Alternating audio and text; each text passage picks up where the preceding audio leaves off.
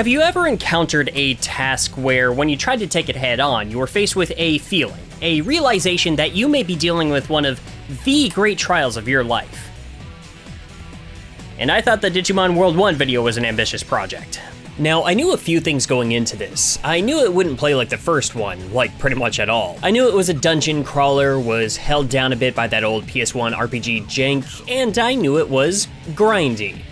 Very grindy. I can't just breeze past this. While I got a lot of excited comments from people who couldn't wait for me to get to Digimon World 3, almost everyone who commented on the fact that I'd be looking at the second main game in the series, including the people that really liked it, warned me about this game. So, you know, I got nervous about this one pretty quick. But let's not jump to conclusions here. Maybe I ended up loving this game. Maybe I formed a pact to destroy every copy of it. Only one way to find out how this game left me. Thank you all so much for your patience while I put all this together. It's finally time to look at Digimon World 2 for the PlayStation.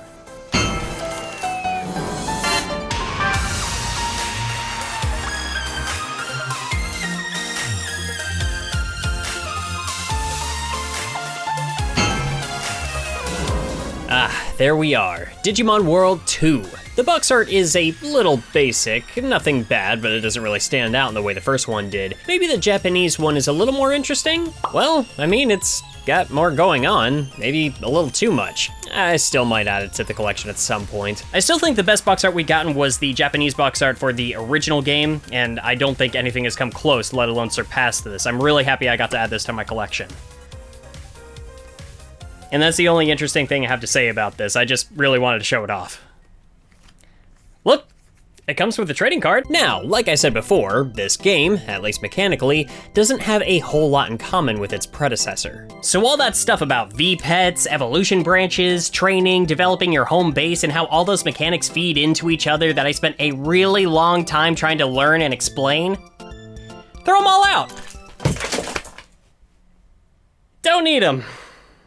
From what I've been able to find, the first and second Digimon World games were announced at the same time, and it stands to reason that they shared a similar development window. Now what's interesting is that this game was released in July of 2000 in Japan and May of 2001 in the States, about a year after the respective releases of those games in those countries, but this also slated Digimon World 2 to release the same day that the second Digimon Adventure series started airing in America. Kinda makes you think there was something to capitalize on for this shared release, sort of like you would for a movie tie-in game, but no, not really.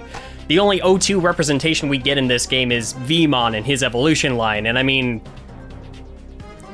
people like Veemon. No European release this time though, which I found kind of odd. The first game actually wouldn't release in PAL regions until 2002, the year after this sequel came out over here, and that port is actually pretty notorious for having some game-breaking issues that would halt progression and even make the game impossible to complete. I can't help but wonder if maybe that had an effect on the second game getting a wider release in other territories, but my Google searches kinda ran dry and I wasn't able to find concrete answers on that. At least Digimon World 3 was able to make it to Europe, but we'll have to get further into that another day. I sure would love to know what was going on behind closed doors though, because the direction Digimon World 2 decides to go in is so different than its predecessor, and based on their shared announcement, this new direction must have been decided on really early on. So it begs the question, why? Actually, that single word question came up a lot while I was playing this game. When I said I would be reviewing this game, just about everyone told me I should play it on an emulator. Save states, being able to speed up gameplay, I even had some recommendations to use a Game Shark. I decided to not do that. I played this game on the PlayStation 3 like I did for the first. I've got an original PlayStation and a PlayStation 2, but the PS3 is the easiest to record from with its native HDMI connection, and it's still free of any shortcuts. I wanted to play and analyze this game as is, trying to put myself in the shoes of the kids who played this game back in the day without the ability to skip things or fast forward them. This is also partially why I decided to skip the Game Shark, because not every kid had those back in the day. I know I didn't. I still allowed myself to use community-made guides, partially because it still fits the era. This main guide I would check out for tips every so often was last updated in 2002, so there's a very real chance people playing this during its original release period were referring to this guide.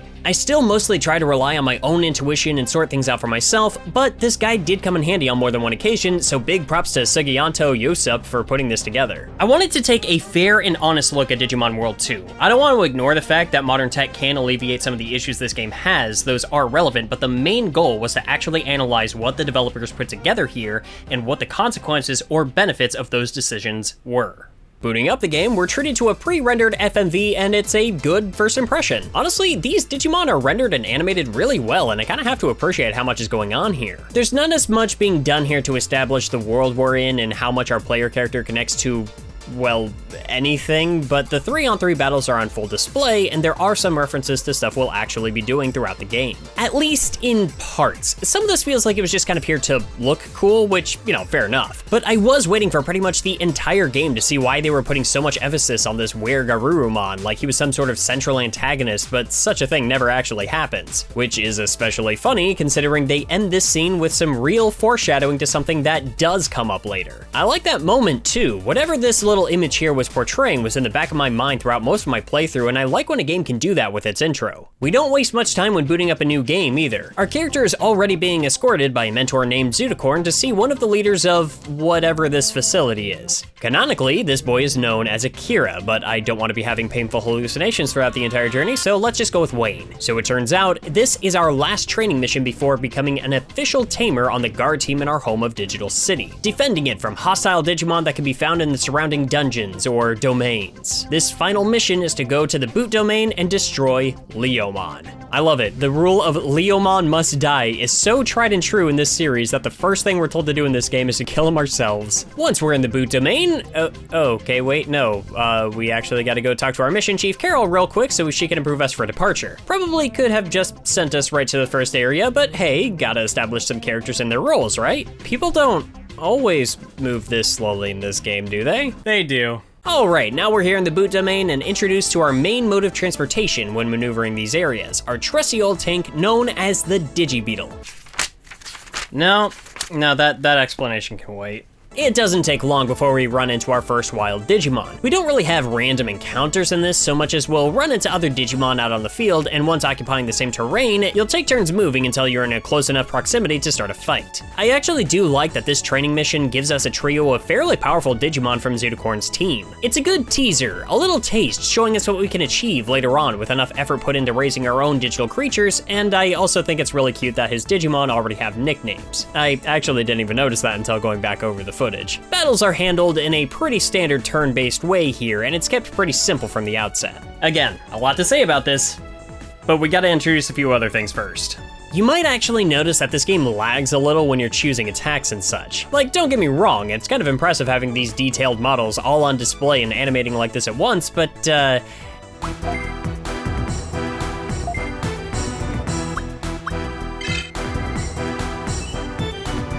it's taking everything in this game to just make this stuff happen. There's long pauses between everything here, and the fact that you can literally hear the game struggling to keep things moving might be the funniest and most fitting thing about this. It's also kind of foreshadowing. After the battle, we're introduced to floor portals, which we'll use to move on to the next floor of the domain, and we find the hostile Leomon very quickly. This is a pretty effective tutorial showing us the basic mechanics while not dragging its feet too much. It doesn't show or explain everything, trust me, there's gonna be plenty more introduced later, but it gets the fundamental gameplay premise across both swiftly and effectively. With Leomon defeated, we return to Digital City and are assigned with our own Digi-Beetle, and even given a chance to name it. Now let's see here, Gunner is fine and all, but it's a little basic. Not really feeling high wind either. There we go. Squamp. A name like that will strike fear into all those who, hey, don't you mock me. We're also instructed to choose between one of the 3 guard teams to work under, the Gold Hawk, Blue Falcon, and the Black Sword. The main difference here is the Digimon you start with, the items your chosen base will sell you, and how easy it'll be to Digivolve for that team's main specialty, as Gold Hawk will specialize in vaccine Digimon, Blue Falcon in nature, and Black Sword will focus on virus Digimon. The team-specific items mostly revolve around stuff that will help you recruit new Digimon of that specified type or provide buffs to them. This also literally only matters for the beginning stages of the game and becomes completely unimportant later after you unlock a new area. So from there, it really just changes the way your base looks and the music you hear when you come back to get more missions. You can't even enter the other bases after you've chosen one until they open all of them up for you in post-game stuff, but at that point, why bother? I chose the Gold Hawk. I've got a bit of an affinity for the vaccine Digimon, and they start you off with an Agumon, and I love Agumon. There's actually a decent amount amount of time spent here as you get acquainted with each team, as you're required to speak with each of them, and they give you little speeches about the values of their group, and once you've made up your mind, you're also introduced to some other tamers around your age, those being Bertrand and Joy Joy. Bertrand very quickly establishes he's going to be the token jerk rival for about 10% of the game. He's not nearly as important in the grand scheme of things as he thinks he is. We also get a rundown on the Digi-Beetle, and again, I'm waiting before we get much deeper into that. And then finally, we can move on to explore a domain properly. Except, how do I... Oh, do I have to talk to this lady every time I want to go outside? I can't just get on the elevator and get into the Beetle myself like a big boy? And this is where the goodwill of that opening tutorial, not wasting your time, starts to run out. The way a lot of this information is established is very slow and very in its own world. That last bit there, showing that you'll need to speak to this lady and walk agonizingly slowly to or from your Digi-Beetle every time that you go to or return from a domain, is just a taste of what's to come. And a lot of it feels like the game just trying a little too hard to take its world and immersion seriously. It's fine when a game really wants you to feel like a part of the setting, like you're interacting with it in the ways the characters realistically would, but when that continuously comes at the expense of comfortable pacing, it becomes less and less of a justifiable priority. Better make sure you get acquainted with the Tamers Club. You'll only have a reason to walk in here like twice. I don't even think that's an exaggeration. Here's the Coliseum, here's the Digimon Center. Oh, I forgot about the Digimon Center. You can come here and trade Digimon. Not like with friends, I don't think. Just like at very specific stages of the game, they'll have really specific Digimon that you have to have a very specific Digimon to trade for. I think I used it like once, and then I totally forgot about it after that. And the things I've listed so far, that's a small example of that problem in this game.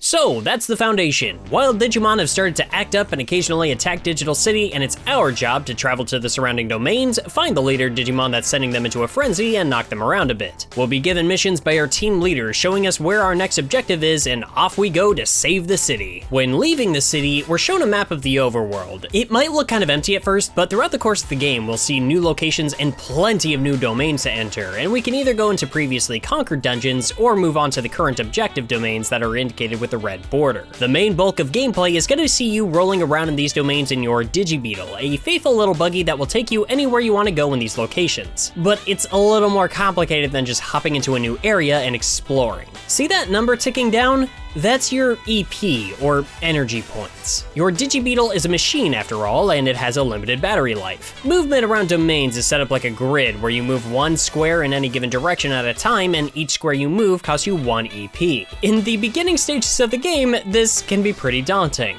Your EP can disappear pretty fast, and you don't exactly have a lot to spare, but you can replenish it while on the field with a little exploration. With a bit of looking around, you can find these chests, and you'll often find helpful items within them, among which can be EP packs that regenerate the energy available to your Digi-Beetle. But this in and of itself can come with a certain risk. Sometimes these chests can be trapped and cause harm to your Beetle, or in some other scenarios they can just be empty. And if you're really unlucky, you could end up with both happening at the same time. This also means that going after chests can be a little bit of a gamble. There's no guarantee you'll find an EP pack in there, or even anything useful at all, and then you're just out of the energy to keep looking around for more. On top of that, even if it's not your first time in a domain, what you'll find within it may not be the same as before because these areas are, at least to a degree, randomly generated. While there are some pretty set layouts for what a floor can look like, which floor has which layout, the locations of chests within them, where you start on that floor, and the traps that are waiting for you throughout its corridors will shift within each visit. Some stuff can be counted on. I'm pretty sure each domain has a set roster for what floors and layouts it can contain and where the chests could be. It just kind of seems to remix the possibilities to create a sense that you need to be prepared for multiple scenarios. That said, once you've gotten a decent idea of what possible floor layouts to expect, it may not take long for you to chart out the most efficient routes to reach the portal and move on to the next floor, or at the very least, get a better idea of where chests will likely be just so long as you're paying attention. You don't want to get too comfortable with the idea that you know what to expect though. There are traps littered throughout just about every floor in every dungeon, and these can really mess you up during a run through these areas. Like I mentioned before, your Digi-Beetle doesn't just have a limited limited EP, but also limited HP as well. And the traps hiding throughout the domains can threaten that HP with mines that will cause damage to your vehicle, but that's not all they could potentially do. Landmines may seem obvious at first, but both these devices and the traps that can sometimes be found in chests can affect you in several different ways. The most obvious is by dealing damage to your Digi-Beetle, with the amount of damage it deals depending on the level of the trap, more on that in a minute. You may also find yourself being confused, temporarily remapping your directional inputs for a bit until it wears off. It also may just paralyze you for a bit. This trap feels especially funny to me because it's honestly entirely harmless, costing you little more than a few moments it takes to keep pushing a direction until it tells you can move again. It doesn't even cost you any EP. Honestly, it can feel like a real blessing when you get this effect instead of one of the other ones, and given that sometimes these traps can go off without damaging anything at all, it's nice knowing you're not guaranteed to get screw over if you trip one of these. Some may not be so forgiving though. Some traps can directly damage whatever Digimon you have in your team at the time, or even break a certain part of your Digi-Beetle, which could be anything from the arms that it uses to defuse landmines, the mini-map that you can pull up to track the terrain, or your radar, which, you know, allows you to see. Now, you can carry a parts fix that you can use to repair any device that's been damaged like this, but if you don't have any on you at the time, you'll either have to tough it out and hope you can get by without whatever benefit that part could have given you and finish up the domain, or give up,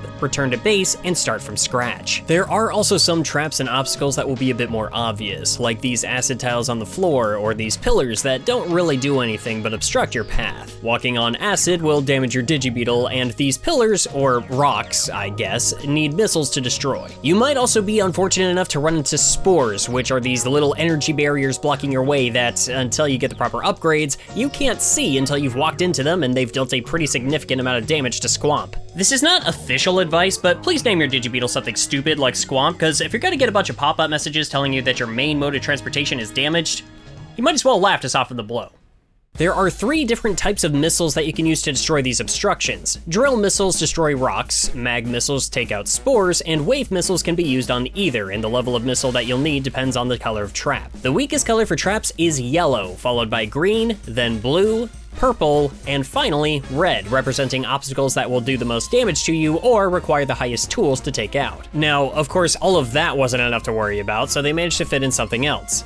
The bugs. While exploring these locations, you may find yourself running into one of these little shadows on the floor, or maybe being surprised by what would normally cast it. These are bugs. They drop from the ceiling, infecting your Digi-Beetle and causing one of 4 different effects triggered every time you move. Sometimes they only stick around for a couple of spaces, leaving your Beetle after causing you a minor annoyance, but other times they just won't leave you alone and will stay in your Beetle for a ridiculously long period of time, and from what I can tell, the time they'll spend in your Beetle is entirely random, so you can't count on a set time for them to bug you before they leave. You also have a chance of this either being kind of inconvenient or one of the most annoying possible threats in the game depending on which bug it is. A bit bug will start to drain your money, an energy bug will sap your EP, a memory bug can take up a slot in your memory, thus making it impossible to recruit a wild Digimon if that's the only free slot that you had available, and finally, the worst of them all, there's the return bug, which just might be the most vile thing that exists in this entire game. Get one of these suckers and it'll start dumping your Digimon, sending one back home every time you move. So yeah, potentially you could get by with just one Digimon being sent home, but you could also have all but one sent away before it finally leaves you, and in a game that is set up where most battles are 3-on-3, this is a sign that you need to just go home, recoup, and remember to add your Digimon back from your server over to your Beetle before you leave, because otherwise you'll just re-enter the domain and see that you only have the one Digimon, so you gotta go back again, talk to this lady, walk at the slowest pace known to man, hope your PlayStation doesn't explode while the game lags at the thought of opening a menu, and fix your mistake of thinking that you could just move on with your life without jumping through hoops every 15 minutes to get things set up before you can just keep playing the game. There's still so much I haven't talked about, but I got this. To this game's credit, it doesn't exactly throw all of this at you and say good luck. You do have ways of combating each of these obstacles, but just like everything else in Digimon World 2, there is a lot that goes into that. Let's get scratching.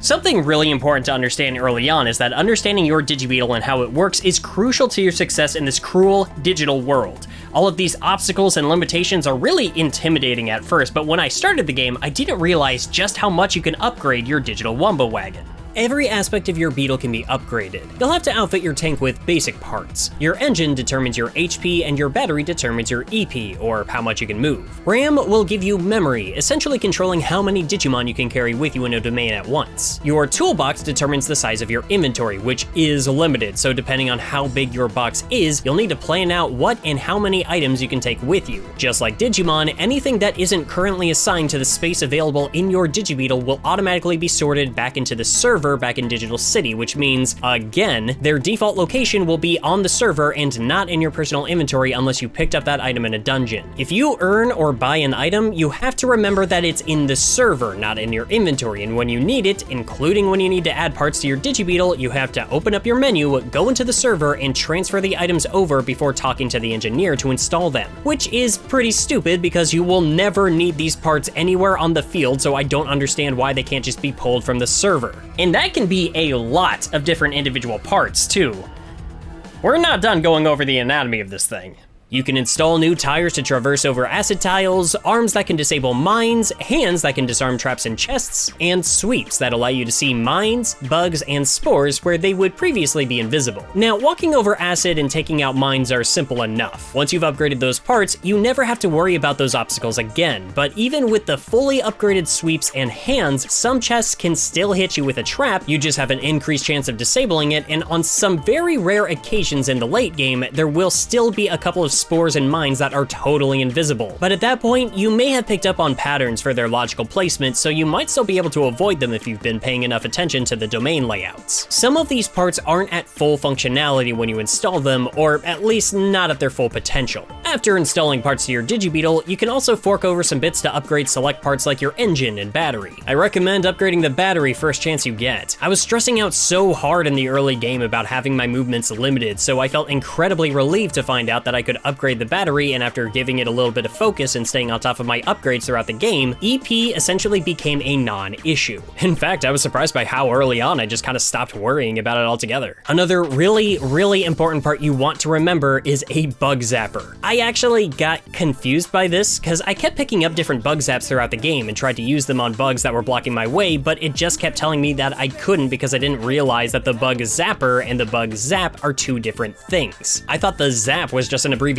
Turns out it was actually the ammunition for the former. I was able to use zaps and take them out once the bugs were already in my Beetle, but I couldn't zap them before I walked over this shadow. I went an embarrassingly long time without a zapper attached to my Beetle, and some domain layouts will just plop these shadows in your way, directly forcing you into an encounter with them, and because I'm stupid and didn't realize I was missing an incredibly important part of my arsenal, I just tanked them, praying it would be a memory or energy bug. I mean, I could even deal with a bit bug, but if a return variant entered my Beetle, it would just automatically send at least one of my Digimon back home, and at that point, it basically meant I had to throw out whatever time and progress I had invested at that point and just go back to base. Now, that one particular thing isn't really even a criticism of this game either, it's more of like a warning. Don't be like me, you know better and now so do I. I just wish I had figured out this very simple solution much sooner, because I don't even know how many runs I abandoned because I kept running into bad luck with this issue I didn't know was actually totally in my power to prevent. I'll swallow my pride on that one, but don't you worry, I still have plenty of legitimate criticisms to throw at this game, and what do you mean there's still more Digi-Beetle parts to go over? Some of these are honestly very basic parts that you mostly start out with, and while some have upgrades like the radar, it's mostly plot specific and will only really be relevant gameplay-wise for however long it takes you to obtain a mandatory upgrade and use it to progress to the next part of the game. Outside of that, these are pretty much standard abilities of your Beetle, but because they are categorized as individual parts, they can also be damaged by traps, and unless you think you just don't need that specific ability, you'll need to bring a parts fix to patch it up and get it working again. You have an autopilot, which is essentially your ability to just abandon what you're doing and return to base without needing to enter a portal at the very end of the domain. If you were to totally run out of EP or HP, you're sent back automatically and have to dish out some of your hard-earned bits for repairs, but if you notice yourself getting low, don't have items to recover those stats, and don't want to risk trying to make it to the exit, you can also use autopilot to go back free of charge with zero consequences. To my knowledge, this is a rare rare case of a part of your Digi-Beetle that cannot be damaged. If it can happen, it must be super rare because it never happened to me, and I just really want to believe this game has at least that one line it won't cross. You also have a radar that lets you see what's actually around you, a map you can display to track your progress and show you where hazards are located depending on the strength of your suite, and the DM transfer tool that lets you transfer your Digimon from your Beetle over to your server while you're out on patrol. And I never used that last one. Something I didn't realize at first is that you can actually change the size of your map while exploring, and honestly, I kinda got in the habit of keeping it at full screen. It's transparent so you can see through it, but it is nice to have a full layout of the domain right in front of you that makes it easier to tell where you are, but also where you have or haven't explored yet and which areas you should be careful around.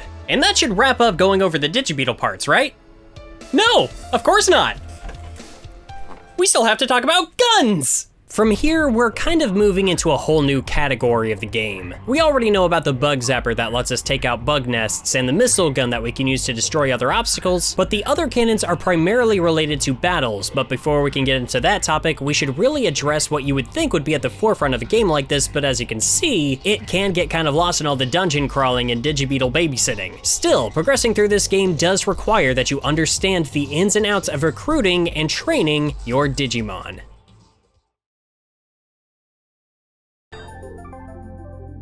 While the Digimon raising mechanics in the first Digimon World could be confusing and foreboding to a first-time player, they were very unique and memorable and stood out as something very, well, Digimon. It was unrefined though, and definitely needed some work to make the process of raising a Digimon maybe not so much easier to do, but at least easier to understand. What I find funny is that even while this game tries to steer those base mechanics to a more traditional process of winning battles and gaining XP to level up and acquire new forms and abilities, they still found a way to tack on enough extra elements to make it feel complicated and frankly, annoying. So I started with an Agumon. Cute little guy, mascot of the series, we can all appreciate him, I'm sure. I took him with me through the first few domains and had him fight in battles and gain some experience. I was wondering if I could fast track some stuff by doing some grinding. Get my guy leveled up and maybe up to a Greymon and just start wiping through some of the opening areas of the game. Nothing like a little well-earned power trip to put you in a good mood in an RPG, right? Well, it's not quite that simple. Your Digimon can achieve evolution through leveling up, yes, and the level that they need to reach to attain that new level is always the same. There are no baby or in-training Digimon in this game. Level 1 will always be a rookie level Digimon. At level 11, they can evolve into a champion, an ultimate at level 21, and finally, once they reach level 31, they can achieve a mega evolution. But there is a catch.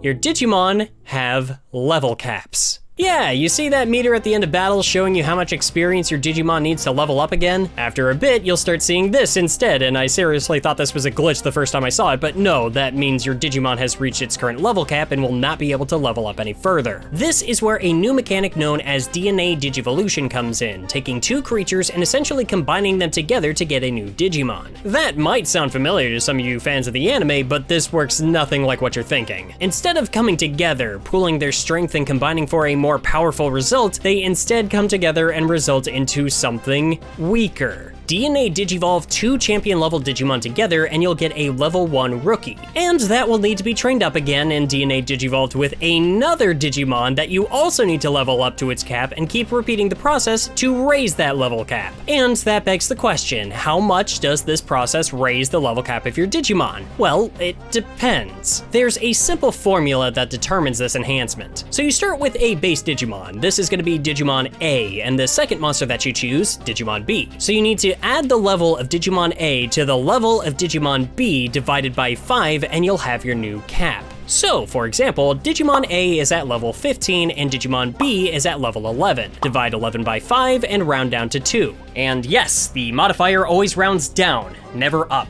Add them together and your Digimon's new level cap is now 17, and you'll want to train it up to that level and DNA Digivolve it with another preferably high level Digimon to continue raising that cap. As you might imagine, that adds a lot of time to training up your Digimon because you're never leveling up just one at a time. I mean, thankfully, the fact that you always have 3 on the field means that you're training up 3 at a time, but there's something so wild about the repetitive nature of this whole process. It really feels like just inching along, achieving a goal just so you can combine the results and raise your goal a little bit more before doing it all over again, and you constantly have at least one Digimon that you're training up for the sole purpose of adding to your ability ability to move forward. Okay, kind of, because if you're being resourceful, that secondary Digimon can have a couple of different effects on the result that you get, and at the very least, which Digimon that is does matter, and I didn't even realize how true that was until later on. See, when you DNA Digivolve two Digimon together, the child will actually retain the moves of both parent Digimon, no matter what type of Digimon you have. They keep them through the generations too, so if Digimon A has gone through this process a couple of times, they'll continue to just pull these moves, and all you have to do is just raise that Digimon up in levels for a chance to add those legacy techs over to its moveset. It also increases their base stats, so the more they go through this process, passing from one Digimon to the next, the more they'll build up a strong foundation for a much stronger creature. And every time you DNA Digivolve two Digimon together, the resulting Digimon will gain 1 DP, which ties to another mechanic you may have wondered about. So what about branching evolutions? That's a pretty defining element of Digimon, changing what they can grow into not only by how strong they get, but also the factors in which they were trained. Well, since you're not training every individual stat of your Digimon the way you were in the first game, this is controlled by DP. Once your Digimon has reached a high enough level to Digivolve, how much DP they have available will alter what they evolve into. So if you have a Patamon but it only has 2 DP or less, you can evolve it into a Ninjamon once it reaches level 11, or a Starmon if it has between 3 and 5 DP. But if it has 6 or 7 DP, it can be evolved into a Wizardmon. And finally, evolve it at level 11 with 8 DP or more, and it will become an Angemon. And from there, each of those Digimon can have variations on what they can turn into depending on their DP level. I want to shout out GameFAQs user Dotcomthesecond for posting this chart that lays out the evolution patterns in a really simple and readable way. I'll link it down below if you think you'll find it helpful, but kind of like with the first game, there is a kind of fun element to not always knowing what your Digimon might evolve into depending on those factors. And when you've got more Digimon in your party at a time, it can be especially fun to fill out a team of various monsters. The whole process can feel so exhausting though. It's this tedious back and forth all the time, and you want to try and keep these 3 main Digimon that you're trying to power up with good techs,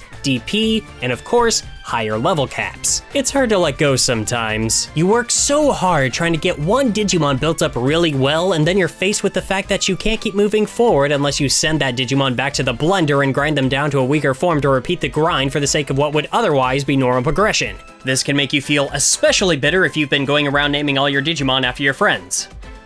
Such as Nick, Gilly, Cirrus, Channel Pup, Trav McGuy, Naveed, and I spelled his name wrong because I'm a bad friend, Mykonos fan, Golden Bolt, who died in his first battle, Brendan Hess, Dr. Lava, Naveed, again. Okay, I'll actually try spelling his name right this time, unless I'm typing too fast and accidentally add an extra letter at the end and I hit confirm too fast now! Trey Nobles, Ant Dude, Nick again, and he's always such a pretty dinosaur, Digimanda, Badman, Miss Fushi, Cullen, Booker, please understand I had a good reason to name this thing after you. This ends up kicking so much ass. Mini-Me, and Naveed, and I actually spelled his name right this time.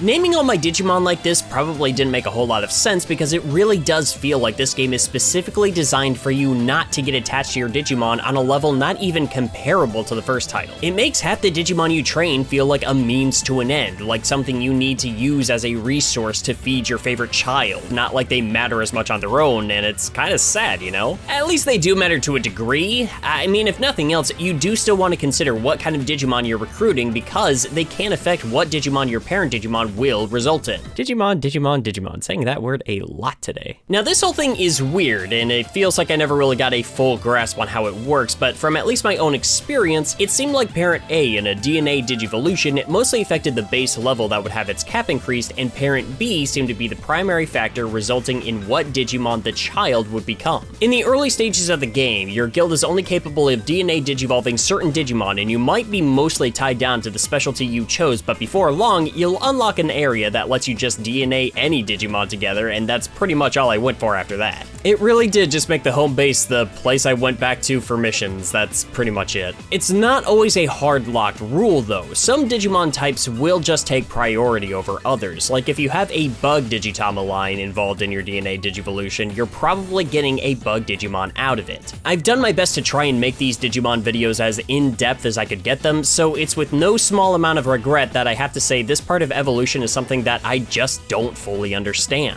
I think I just got lucky in the later parts of the game game with being able to get the result Digimon I wanted by trying to choose parent B as the line of Digimon I wanted the child to become. Once again, I'll link to a guide made on GameFAQs by user Dogeci, but yeah, just look at this. I could feel my brain shutting down just looking at it. Thankfully, again, if you want to bug Digimon, and trust me, there's one in particular that really comes in handy, it might be best to keep bug-type creatures for one particular Digimon and its resulting evolutions, because it can be kind of tricky to break from that line of evolution. But I do think the Crabmon line of Digimon is one of the few that can be used as parent B to result in something not bug-related, and from there, it has an easier time DNA digivolving into different lines. Sorry if all of that is really confusing, I know it's a lot. Likewise, the form they hold will affect what level your Digimon will DNA digivolve down to. So, if you DNA digivolve two champion Digimon together, or really if you have a champion involved in that mix at all, your results will be a level 1 rookie Digimon. If you fuse two ultimates, you'll get a level 11 champion, and two mega level Digimon will result in a level 21 ultimate. So you can see why it's usually really beneficial to try and obtain higher level Digimon, because not only will they DNA digivolve down into a stronger form, cutting down on the time you need to level grind to get them back to higher strength, you'll also raise their level cap higher, but there are also benefits to raising certain lines of Digimon from the ground up, largely because of their techs. Now, an important aspect of gaining new techs is that they're locked behind leveling up. Even when you have a lower level Digimon that results from a DNA fusion, you can still reacquire those legacy techs their parent had, but only after leveling up, and you have to do that a few times before you can get all of them back. This is why it's really important to evolve your Digimon when they're ready for it, but that's just the thing. Yeah, they don't just evolve when they hit the appropriate level, you have to evolve them with the help of one of those evolution specialists in one of the main hub areas. Which means you have to leave the domain you're currently exploring and go Digivolve, because if you level up again while it's still in its lower form, you're just missing out on higher stats and new techs that it could be getting from that form. There is no benefit to trying to keep leveling up a lower form Digimon. Trust me, I tried it out and it's just a waste of time. So it really begs the question as to why this kind of basic evolution can't just take place out on the field. Now, DNA Digivolving I get, because yeah, by all means, you do not want that to be automatic, because you really gotta plan for that, but this? It is just fully,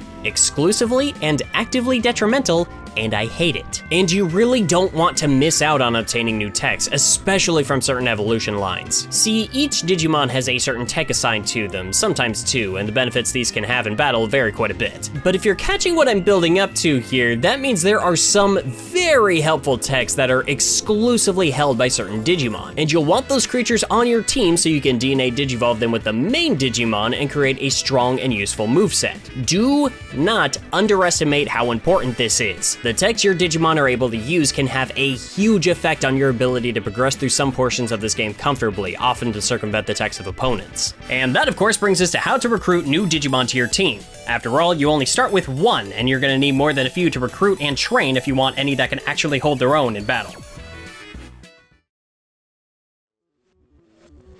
Like I mentioned before, your Digi-Beetle comes equipped with a shooter gun, a special cannon you can use to fire ammunition that can destroy certain obstacles, but its uses don't stop there. As you explore the domain scattered across the digital frontier, you'll see Digimon walking around. You'll need to offer them gifts to earn their favor and recruit them to your team. Now, the types of gifts you offer matter, as you'll want some that are catered to the specialty of the ones that you're trying to recruit. And at first, you can only purchase gifts from your guard team base, and they'll only be helpful for the specialty of Digimon your team is based around. But you can also find some hidden in chests, and if you find toy gifts, those can be used to persuade Digimon of any specialty, and of course, these gifts all have different ranks of effectiveness. Now, I'm gonna give the game the benefit of a doubt and assume I wasn't paying enough attention when this whole thing was explained, but I didn't realize at first that you can't shoot these gifts at enemy Digimon when you're in battles. You know, even though you're using that same gun to send healing items and such at your active Digimon while in battles, but hey, whatever. No, you have to send this to Digimon while you're still in the field. Here's the thing, rooms that are counted as active movement zones for enemy Digimon will have different floor tiles than the floor tiles surrounding those rooms. So you can always tell which areas they can actually move around in, and in turn, the floor tiles that you need to also be on if you want to actually interact with them. When you're sharing these spaces with them, you can hit the square button to check their stats so you can see which Digimon all make up the team represented by the model that's on the field, their respective specialties, and their levels. Anything you do in here beyond that is counted as a turn, be it moving a tile or shooting a gift, and every time you take an action, they'll start moving closer. Well, normally. There are some Digimon that will actually go out of their way to avoid you, but that's pretty rare, so don't count on it. The strength of the gift you use determines how much this little heart about the wild Digimon grows when they accept it, with lower level Digimon being pretty easy to please, but stronger ones will be much pickier and take either much more gifts or much stronger ones. Sometimes a small mix of the two. But again, every time you shoot a gift, they're getting closer, and if they get close enough, a battle is automatically engaged. So regardless of how many gifts you have stashed in your limited inventory at the time, you still have a limited amount of turns to win over the Digi hearts of these Digi jerks. And it doesn't help that sometimes you can toss one of these at a wild Digimon and they can just play hard to get by ignoring it entirely. These things are expensive, you little twerp. If you don't want it, give it back. And it also doesn't help that sometimes these guys are just hanging out in rooms that are too small to even try to recruit them in. Like sometimes you'll see a Digimon you really want, but you can't even move into their room without getting attacked by them, so yeah, you're not adding them to your team. Even then, I kept forgetting which size and color of hearts was a guaranteed success for recruitment, so there's a whole portion of the game where I kept running through a domain trying to recruit a Skull Greymon, thinking I had successfully won him over and then winning the fight only for him not to join me and just being super confused.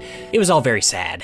Oh yeah, that's the other thing. Once you've gotten a full heart gauge from them, you need to beat them in battle. But you can only choose to recruit one of the Digimon in the enemy team, which is determined by whichever one you knock out last. From there, you also need to have an empty slot in your Digi-Beetle's memory that isn't being invaded by a memory bug, or they'll just say peace and leave. And you'll have wasted all those gifts and effort and time, so please make sure that you actually have room for them. These are usually going to be your parent B fodder too. Sure, some of them do have helpful text, but their level cap usually stops them from leveling up right before they would be able to evolve, and you're not getting any more techs out of them. So it's best just to get them to their cap, DNA Digivolve them, and add those helpful abilities to your pool. And you'll be doing this a lot.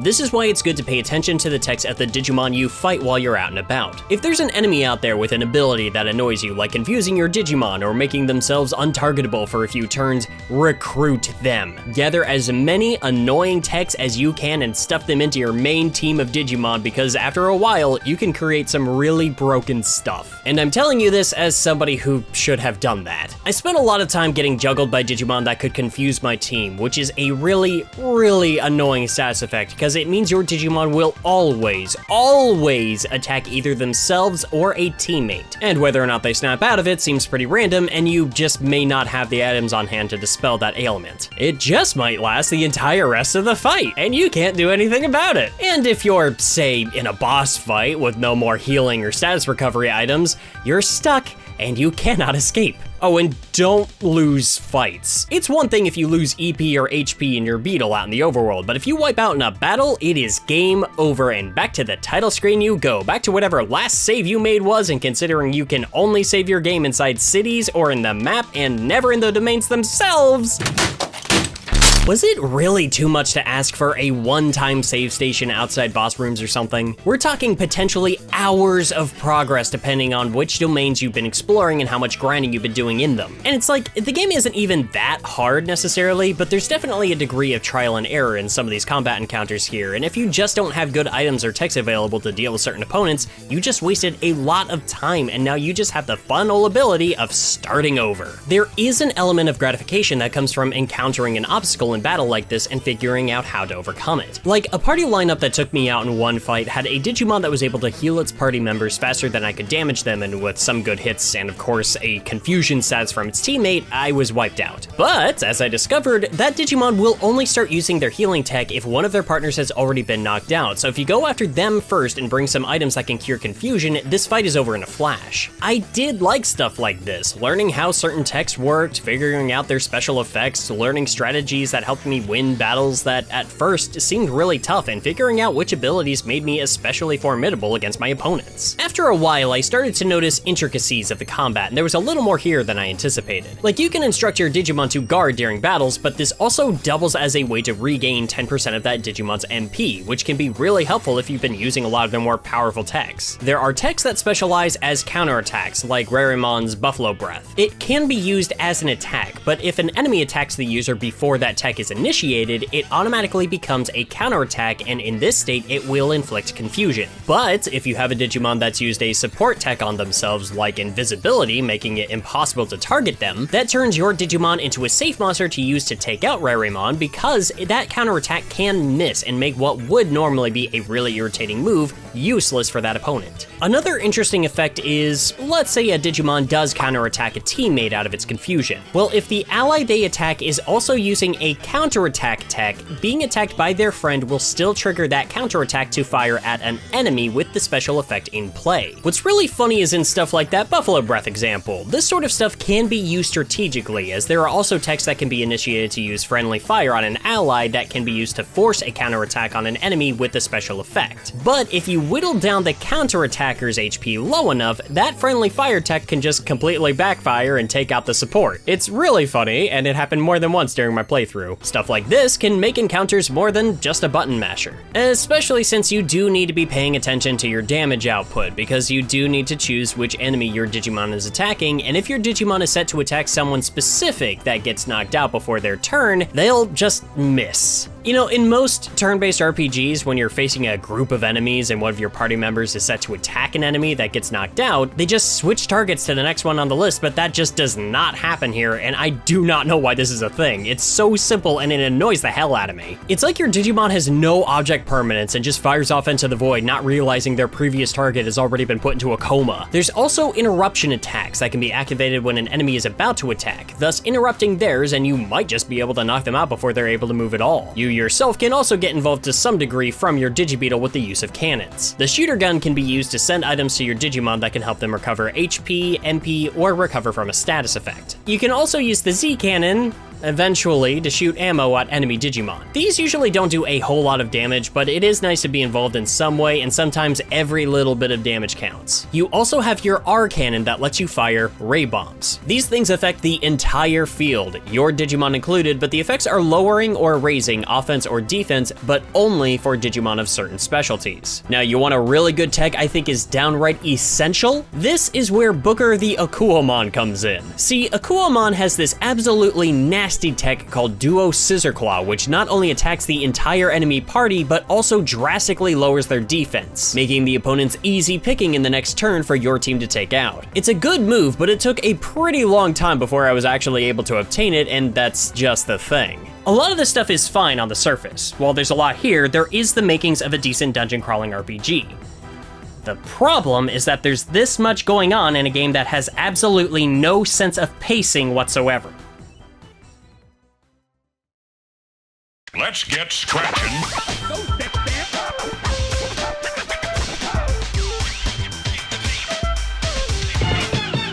So that's the main meat of the gameplay. Yeah, it only took us that long to get it all down, I know, but the challenge comes from more than just coming to grips with how everything works and plays into each other. It also comes from the gameplay loops that spawn out of all of this and how they're dished out through the course of the adventure. At the beginning of the game, you're just out trying to calm down wild Digimon in the surrounding domains, but along the way, you'll also want to recruit new Digimon to add to your party, not just to have a full team to take on battles efficiently, but because of the long-winded way leveling up and evolutions work. Of course, at the outset, your Digi-Beetle won't have very advanced parts, and you'll need to conserve your movement a bit. You also won't be getting a ton of experience or bits from battles, so you have some early grinding to get out of the way here to pool resources and gain some experience. Now, the missions you get sent on usually revolve around exploring and completing a particular domain, but sometimes you'll also be tasked with clearing a few at a time, so one mission might be done pretty quickly, but the next might take 3 or 4 times as much effort to clear before you're assigned your next mission, and that's obviously all while maintaining your secondary tasks of figuring out which Digimon you want to recruit, running around to level them up, and then of course abandoning your current domain-based quests so you can go back and take care of basic Digivolution, and in the case of DNA Digivolution, it means you're down 2 Digimon and left with a much weaker one, and you'll need to spend even more time grinding to get them strong enough to actually help you progress again. You may be seeing how a lot of this can start to feel like it's stacking up early on, but don't you worry. We're just getting started.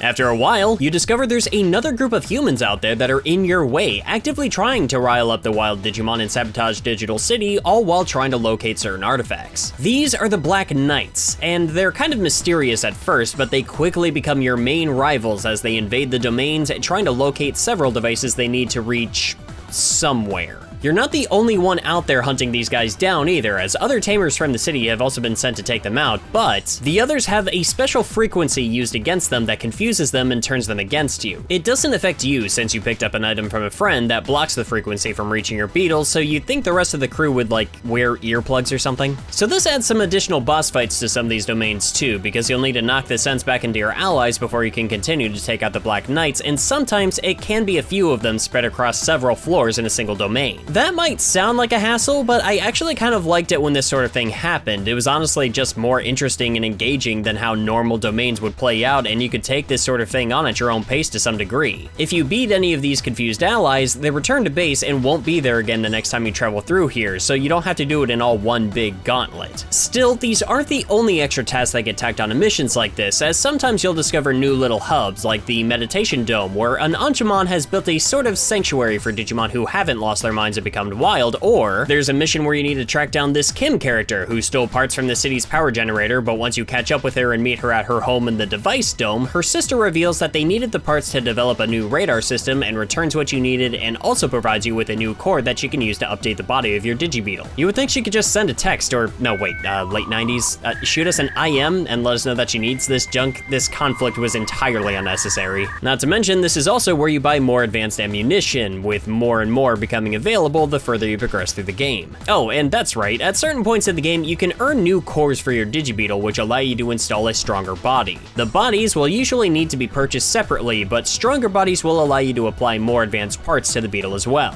I bet you thought we were done explaining everything that went into the Digi-Beetle.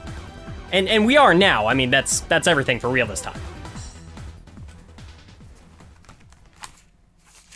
I think. And the game is just really good at finding new ways to slow down your progression, and at times it feels like it can come from the game's desire to take its world and inner workings a little too seriously. So, for an example, when you first find out about the Blood Knights, a higher level security is put on Digital City, so every time you try to exit or enter your headquarters, an extra bit of animation plays where the guard of the room has to stop and check your ID to verify your identity. This happens every time you come or go, and because everything and everyone moves 3 times slower in anything related to cutscenes, this is not a swift break in your pacing, and it's gonna keep happening until you complete this mission, which consists of conquering 3 separate domains. This is a small thing every time it happens, but it happens so much that it becomes an egregious example of the game's storytelling actively getting in the way of play. Oh, and then there's a few times in the game where you finish up a mission, but before you can go get a new one, you'll have a character stop you and request a few very specific Digimon that they need for something. If something bad were to happen to Ben Oldman, I wouldn't exactly weep over his misfortune. Hey, so I'm just chiming in real quick from the editing corner to say that I gotta bring up a couple of things. I mean, this is what I get for taking bad notes, and then, trying to write a lot of my script from memory. So, Ben Oldman is not the one who sends you on this stupid fetch quest, where you gotta go get 3 different Digimon from other domains that you've already completed, and it takes longer than it should. Ugh. No, that would have been Professor Piot, who you actually need to talk to find the archive port where Ben Oldman resides. So you actually have to deal with Professor Piot first, and then go deal with Ben Oldman, who then sends you on another fetch quest, or just at least strings you along, where you have to go on a fight against him to prove yourself before he can actually help you move forward in the game. So, I'm not gonna apologize to Ben Oldman, because I hate him too. He also sucks. They just both suck together. So the other thing, real quick, is like the notes for this video. Again, here from the editing corner, like I have this giant notebook just full of notes, highlights, timestamps, all this crap. I ran out of room. I had to build a second one, and I had to start writing notes on all of that crap too. This is ridiculous. This is the most insane video I've ever worked on. I want to die. This is one of the very few things in the game I highly recommend looking up when you're playing through it, because it screeches your game to a halt to send you on a fetch quest to recruit Digimon that are all scattered across more than one domain, but if you know it's coming, you can at least recruit them while you're already making your initial runs through them and just have them on standby until they're needed, but wow, this is just blatant padding. Or how about the Coliseum battles? There's a Coliseum in the center of Digital City, and a few times in the story, you're going to be stopped from progressing until you've won the challenge to increase your rank, and these Coliseum matches usually last around 3 or 4 battles. This happens a few times until you reach rank 3, and then the game just kind of doesn't bring it up until you're required to be level 9 to take on the final 2 missions of the game. Which means if you just kind of forgot about this because it was kind of out of the way and didn't seem like it had been very necessary for a while like me, you're gonna have to just go run through all the Coliseum matches you missed to catch up. I mean, thankfully, at that point, you'll have a really strong team and be able to just bully these poor creatures that are all fixed at low levels because you're supposed to take them on sooner than this. Sleep well, my poor squishy babies. And yeah, if you've made it this far, you will have a strong team because your ability to move through all of this requires you to not only stay on top of upgrading your Digi-Beetle, but also build up your team of Digimon. Something I thought I could do was raise a few stronger Digimon, DNA 2 of them together, and have maybe 1 or 2 on standby that I could use to protect these little guys during tougher battles. That way I could get them a bunch of experience and fast track getting through some levels and just make this process a little more efficient, but this only kind of works. First of all, yeah, you can take weaker Digimon into tougher fights, but it's like throwing your coughing baby at a team of hydrogen mutant dinosaurs and just hoping they'll target your stronger Digimon, or you could hit them with a paralysis effect before they get a chance to attack, but yeah, that doesn't always work, and if your little baby Digimon is knocked out, they obviously can't earn any experience from the battle, let alone level up, so you either need to get lucky, or you're just forced to spend time in a domain full of lower level Digimon that's probably out of your way and obviously going to take longer too, but yeah, there's another catch. Your Digimon can only go up 1 level per battle. Oh yeah, they can pool experience. Your Digimon might just need 20 XP to level up and then let's say another 30 to level up again after, but if you were to earn enough XP to clear both those prerequisites, the little guy is still only leveling up once. You have to take them into another battle and win so they can level up a second time instead of just earning each of those levels at once, regardless of how much experience they've accumulated, which is insane.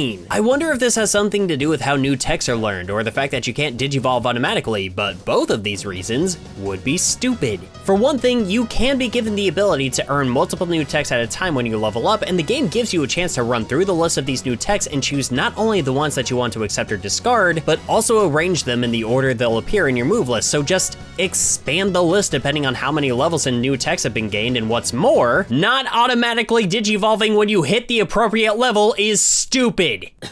It serves no benefit. You're already locked into whatever that Digimon is evolving into anyway. Yeah, there are items you can get way later that let you raise or lower your Digimon's DP so you can control what they'll evolve into, but that's not just late into the game when those become more readily available, it is post-game, so it's not even considered a factor for the main campaign. And after everything we've discussed and still need to get into, I don't believe for a second that there was any decision made for how this game plays with the convenience of the player in mind. So yeah, that's just one more element adding to the tedium of this whole process, and because progressing through this game is heavily dependent on the strength of your Digimon and their ability to win battles, to level them up so you can earn bits, so you can spend them on recovery items and Digi-Beetle parts and ammunition, you cannot ignore fights. You're going to be spending a ton of time crawling through areas over and over again. A lot of times, areas you've already completed because there is a finite amount of Digimon to be found in domains. Once you've beaten them, they're gone. That floor is empty now. You gotta exit and re-enter so you can fight them again. This entire time, just trying to contend with the way training your Digimon is padded and grinding for money just so you can keep moving. It's a lot of back and forth. It's constantly giving up your progression and regrouping so you can try,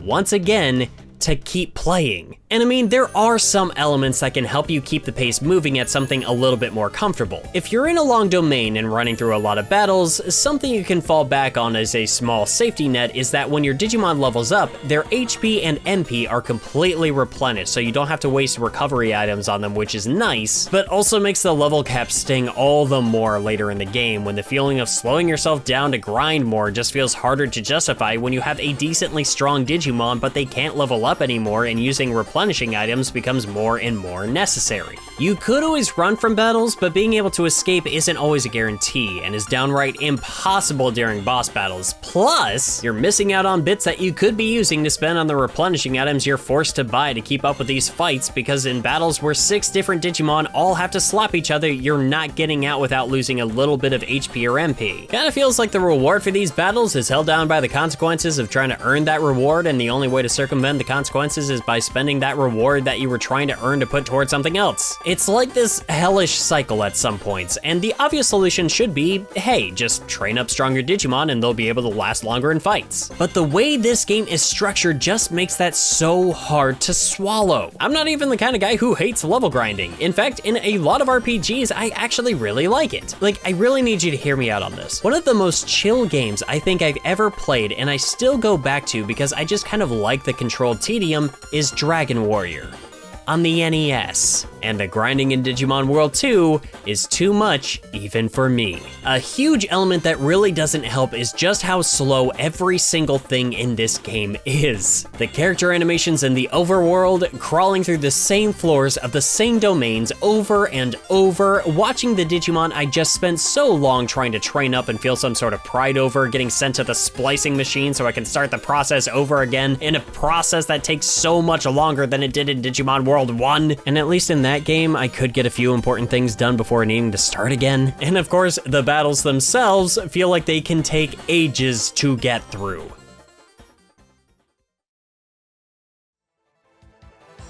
The loading screens going into them already start off slow, and these fights are all comprised of 5 or 6 Digimon that all have to run through their own unique animations for each action and attack, and then you have to sit and watch the game try to process the necessary information to break them out of their standing coma and let them attack. And don't get me wrong, there's an impressive amount of work going into these animations here. They're expressive, they have some weight behind them, there's different animations for each Digimon depending on if they get hit while they're guarding or not, and each one has separate animations for if they have enough HP to get themselves off the ground after getting hit, or if they just collapse and try to get some digi-sleep. These are well done, and I commend the amount of work that went into getting so many animations going across so many different creatures. Though, because you can splice together such weird movesets for Digimon that have their attacks animated in certain ways, seeing the visual effects matched up with some of these actions can have unfortunate results.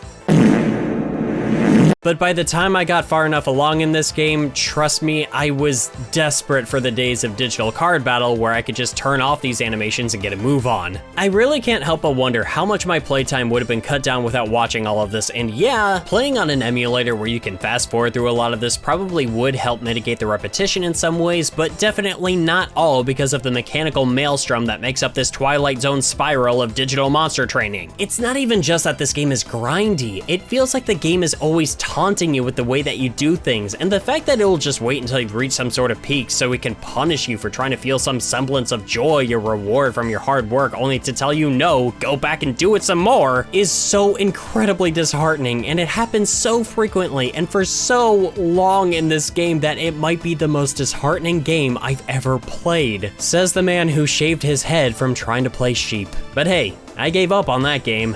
But not this one. By the time I saw the credits roll in Digimon World 2, I had recorded 289 individual video files, taking up 2.52 terabytes of data, making up 9,269 minutes of recorded gameplay, making up around 155 hours of playtime. I spent almost that same amount of time in a full playthrough of Persona 5 Royal. This game literally stopped tracking my progress, capping at 99 hours. It doesn't time out. And that begs the question, with everything I've had to say up to this point and the grueling toll that making a video about this game has taken on my mental health, what kept me going? Well, it wasn't just pride, I'll tell you that. There had to be just a little bit more to keep pushing me forward. Let's not get too excited. The events in this game's plot really aren't too much to write home about, I guess if you're ignoring the 32-page script in the last hour of your life I've taken up. That said, there was a little more going on here than I initially thought, and while it didn't exactly blow my socks off, there were a couple of moments here that at least caught my attention and reassured me this game had not killed me yet. As you battle more of the Blood Knights, you start to form a more fleshed out rivalry with them, initially with this goofball Commander Damien. He does okay in a fight, but outside of that he's a total loser, and it's honestly hilarious watching him progressively losing his cool the more this kid beats him. In time though, you meet the main man himself, the leader of the Blood Knights known as Crimson. This guy has a cool head and a calm demeanor, even offering for us to join him, which we obviously refuse. We know he led an attack on the digital city about 30 years before this game takes place, but has been in hiding ever since that whole thing failed, but why is he back now? Turns out they've been trying to obtain several resources resources, all while trying to find something called the Archive Port, which is housing a vessel that can be used to travel to an older digital continent that apparently the people of Digital City used to live on. After the Digimon there were turned wild by an evil force known as the Chaos Lord and his Chaos Generals, they were forced to flee to this continent and have been trying to make it back for some time. With the help of Ben Oldman, I wish nothing for him but misery after the fetch quest he sent me on, we're able to access the Archive Port, and with the use of a surprising and kind of fun FMV cutscene, we're able to make it to this fabled continent. Wait, File Island? We're challenged by a Master Tyrannomon, and after beating him by running through a pretty simple gauntlet and taking him 3-1, I'm sure this challenge sounded better in his head, he decides he can trust us and lets us into his home that he's been guarding, which is... this is File City.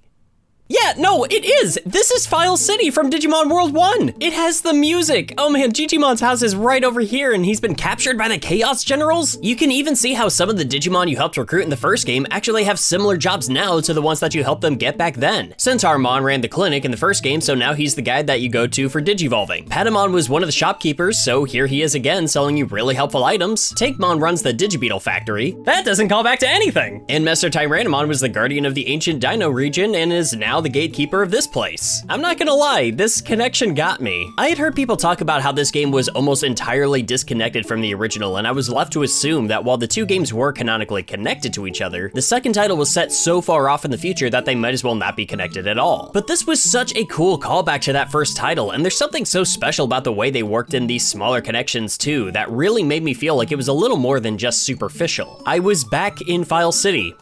I was back home, and that was all I needed to drive me to go get Gigimon back. Wait, no, I need to beat this domain first so I can go get a part to upgrade my radar. Okay. All right, let's go. After I rescue Digimon, he explains a bit more about the Chaos Generals, but it's also around this part of the game where we start hearing mentions of something called Gaia. At first it seems to be the name of this robot that Kim finds and fixes up, but of course there's something a bit more to it than that. Not that every new force in this game gets any form of foreshadowing before they just appear. After that history lesson from Digimon, this girl named Estina just kind of warps in after an earthquake. We have no idea who she is, but that's okay because neither does she. No time for that now. It's time to go beat the generals and save File Island from the Chaos Lord's rule. I will say though, while I do appreciate that they actually have some pretty sick new music in these domains, the domains themselves are, look, the small variation on textures on the floors and walls is not convincing me that these places are any different from the ones I was exploring before, and that's really disappointing when we're now running through the world of the first game that did a really good job of creating unique and memorable areas. In a way, while this game is definitely longer than the first, it feels smaller. As we trek on, we battle all three generals, Chaos Black War Greymon, Chaos Metal Seadramon, who claims to be the strongest of the generals, but was honestly easier than Chaos Black War Greymon, and yes, I do have to commit to using these full obnoxious names, and finally, Chaos Piedmon.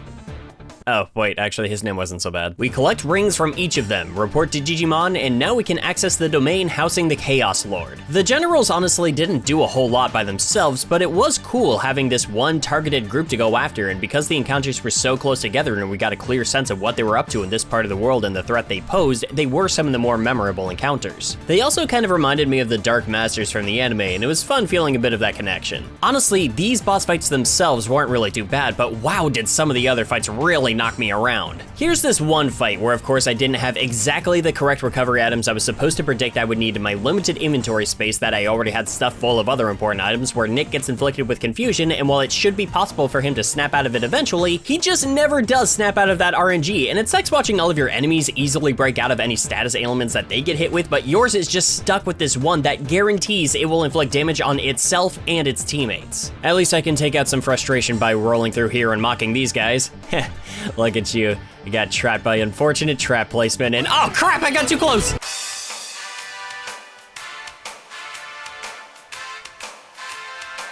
Okay, made it out of that battle. Oh, come on! But obviously I did learn from my mistakes, did a little extra training, and came back with the right items and got everything I needed to take on the king of the castle. And of course, getting to the Chaos Lord couldn't be too easy. Oh, and he's not the final boss. If you thought we were actually about to wrap things up here, this feels like it would have been an okay thing to cap things off, but no, don't you worry. The game's not done yanking us around just yet. It was around this time I noticed the save screen was still calling me a rookie, and considering my playtime was at this, I decided it might be time to return to the Coliseum and discovered I was severely overpowered and was probably supposed to be coming back here the whole way through. It was also around this time I was trying really hard to recruit stronger Digimon and having a tough go of it because nothing quite prepared me for just trying to make it through the final stages of this next domain. We have another boss fight with Crimson, and that's fine, that's whatever, he gets away again. It's this right here, a giant string of red acid that deals a pretty dang good amount of damage to the Beetle when we walk into it, and no, it's not possible to upgrade your tiles that can circumvent this damage at this stage in the game. You have to rely on bringing items that you can use to repair your Beetle along the way and just not take too much damage before you get to this point in a 16-floor dungeon. I struggled with this a lot, especially when a single trap chest in an earlier floor tore a whopping 2,000 HP off my tank, and even with all of my healing items that I had at that time, this was just one of several runs that was rendered useless and an effective waste of my time. I mean, at this point, I trained up a level 31 Triceramon, so now I could evolve him into a Mega Form and go back into this area with a more powerful Digimon. Right? No, actually. See, I did have a Tyrannomon, and if I had evolved him at level 21 and with 8 or more DP, then he could evolve into a Master Tyrannomon and then into a War Greymon, but I didn't have 8 or more DP when I evolved him, so he turned into a Triceramon instead. Triceramon is not capable of evolving into a Mega Form in this game!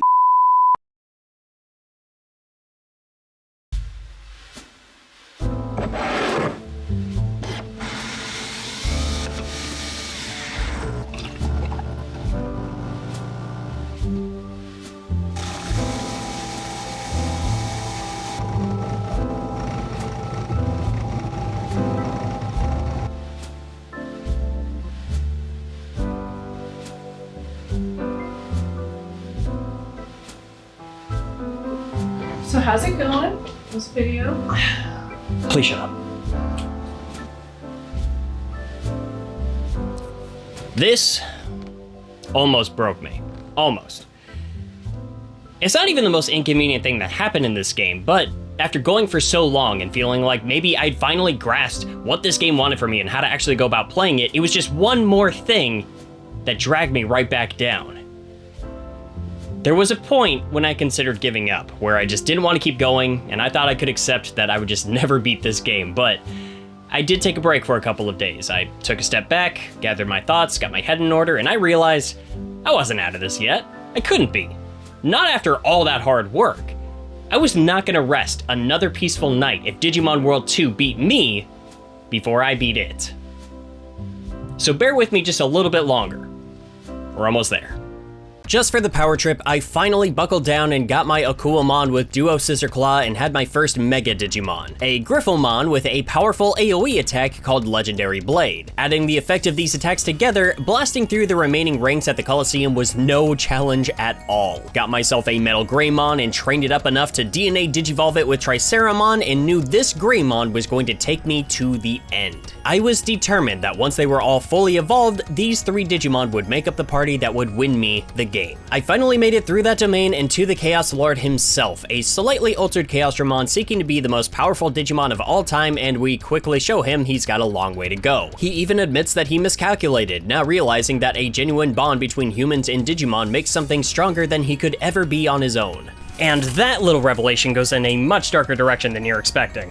Once the Chaos Lord is defeated, we've brought peace to File Island, and yeah, we just kind of leave. I thought our crew was trying to make it back here, but okay. We do still have our hands full back home, as Crimson is making his final moves and Commander Damien himself even shows up in disguise to plant bombs around the digital city. But Estina, the crown champion of showing up in places with no explanation, swings by to save the day. Also love this, she claims to be in a hurry, and yeah, you would think so, what with the city under threat of being exploded, but here she is walking at a crippled zombie's pace, and can someone in this game please learn what a light jog is? We catch up with Damien, Estina disables his bombs, he's arrested, and we escort Estina back to the device domain where she's looking for someone called Gaia, and there's that name again. Well, as soon as she meets that little robot Kim repaired a while back, she seems to regain her memories and reveals that she's from the real world and that, in fact, every human here is, including us. That name that keeps coming up, Gaia? Yeah, that's the name of the computer this entire digital landscape is inside of, and this little robot is like a backup of the Gaia program from before it went nuts or something. Before she can elaborate, she's teleported away, presumably to the world she came from, but we still have unfinished business, and I am so ready for that business to be finished. Damien is brought to us and reveals the location of Crimson. You know the drill, he's in a domain, we go there, run through it in a surprisingly short amount of time, and face the leader of the Blood Knights one last time. But it's not just him, the Chaos Lord is here too, and they actually merge together an unholy chimera of man and Mon to create this creature known as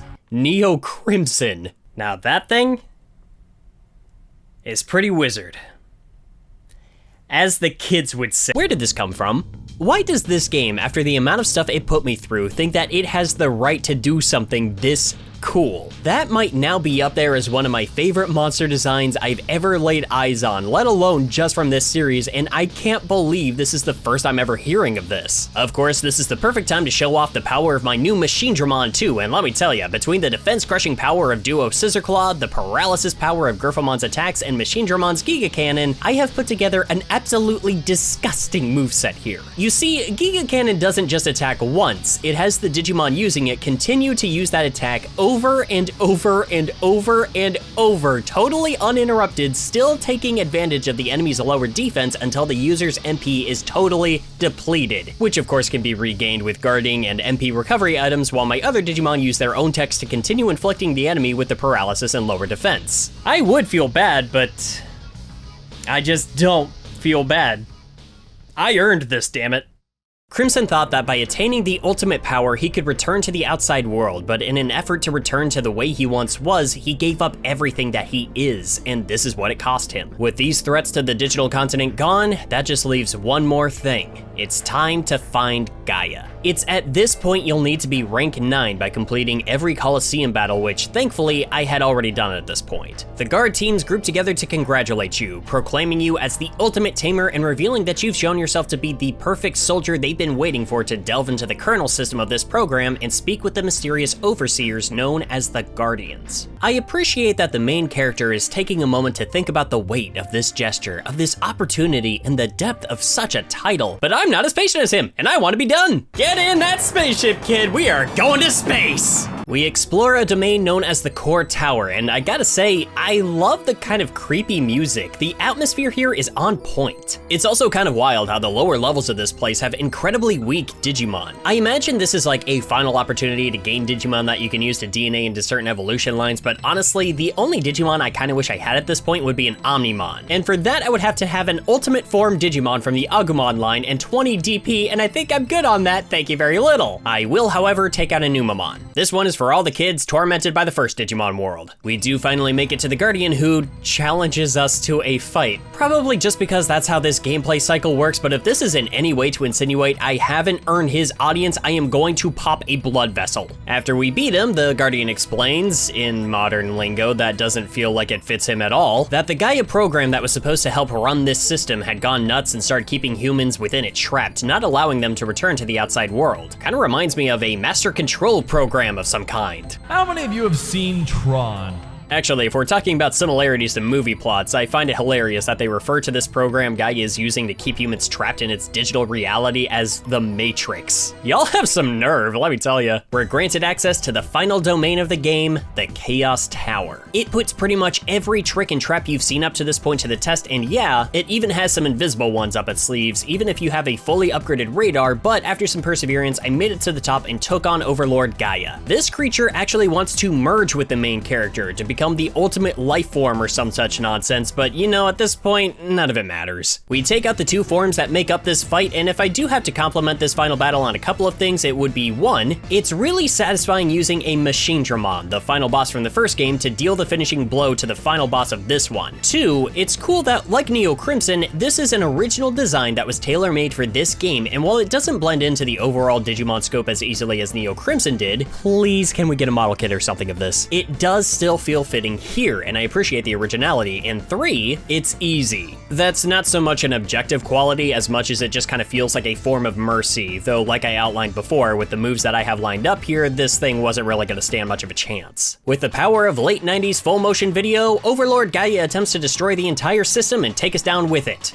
I think. It's a little hard to tell what's going on here exactly, but that's my best guess. In fact, there's a couple of details here that seem kind of vague and barely explained, but the basic gist is that Estina escaped earlier to the outside world and used the new Gaia to create a backup of this server, keeping the humans and Digimon in it alive, but removing the corrupted Gaia program. I think us fighting it still served a purpose in the sense that we weakened it enough that it could be deleted from the outside world. And there we go, now everybody's here and they know we're a hero. Congratulations! Congratulations! Congratulations!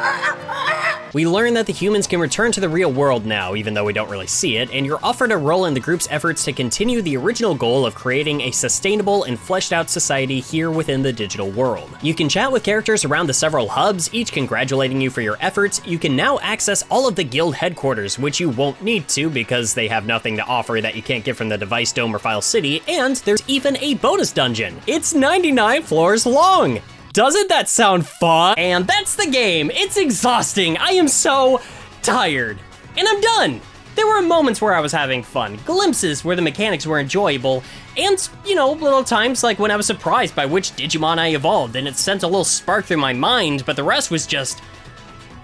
I am so glad that I'm done. So, do I recommend Digimon World 2?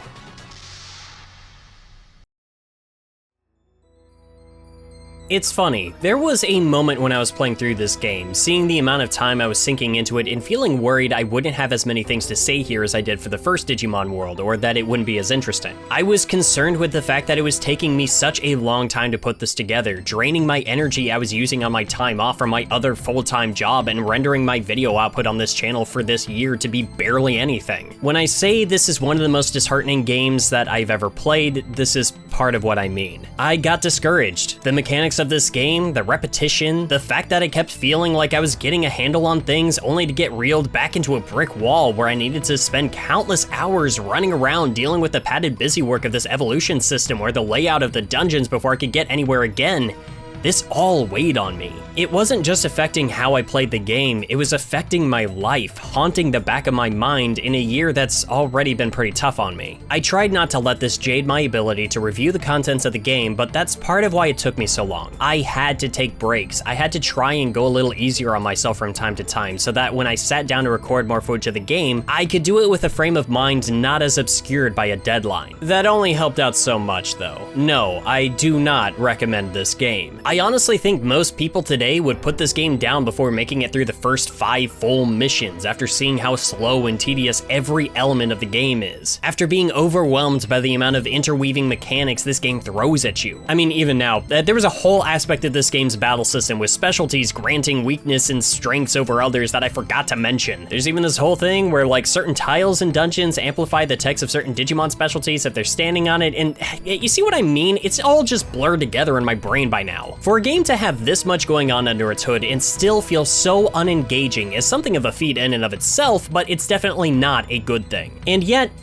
man, why do I know I'm gonna come back to this one? I mean, on an emulator for sure. Oh, I am not ever touching another playthrough of this game on original hardware, but I learned things while playing this. Stuff like, if you know what you're doing, you can recruit a couple of Metal Greymon to your team from the early game, or stuff like better understanding how to efficiently upgrade my Beetle, how to train specific Digimon, which specific Digimon out in those domains have the most useful text to add into my pool. That's what makes me sad. There's some good stuff in here, between some really fun story concepts, an absolutely banger soundtrack that might even be better than the OST for the first game, some elements of battle strategy that can be really satisfying to pull off, but it's all drowning in too much of itself and too much of each other. I tried to get myself into the headspace to imagine what it was like to play this as a kid. Maybe waking up early on a Saturday morning, sitting in front of the TV with a bowl of cereal and just grinding it out for a bit. I wanted to understand the audience this was targeted towards, to embrace the idea of younger days devoid of worry, without all these constant deadlines and bills and plans. Just plus the ability to sit down and let myself sink into the world of the game, but it was honestly hard to feel that past the frustrations a lot of the time. I also can't say I felt the same charm, the same heart here as I did for the first game, and I'm sorry so much if this is me comparing it to what came before. But I'm also not the one who slapped a 2 on the box, and the fact that this is a follow-up to another experience is an important factor here. At the same time, when people tell me they loved this as a kid, or that it's still their favorite game in the series,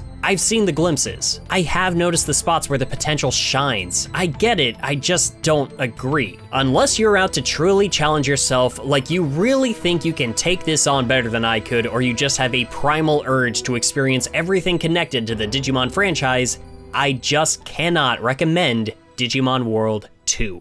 And yet, even still, there were a couple of things I had to skip that I wanted to touch on, like how the Japanese version of this game had functionality with the Pocket Digimon World games that used the Sony Pocket Station, which was like the PlayStation equivalent of the VMU, and it further cements my disappointment that we didn't get any Digimon games on the Dreamcast. But I gotta stop talking about this game eventually. Thank you for waiting so long, everyone. I hope this is some semblance of what you were looking for. And of course I'm gonna talk about Digimon World 3. Next year. I'm not nearly as worried about tackling this one as I was for Digimon World 2, and honestly after this particular video, no potential project feels as daunting as it might have before. But there's still plenty of other projects I need to crank out before 2023 is out, and I think Digimon has maybe taken my attention away from other promises for a bit too long. I will be back on here, and this wait will not be nearly as long as the last one. And until next time, remember that my top tier patrons get to see these videos 2 days early. You can find me on Twitter, which is still what normal people call it, fight me, Twitch, Discord, Sunset City, whichever you prefer, links in the description, and of course, as always, spread the word, tell your friends, and until we see each other again, thank you so much for watching. See you next mission.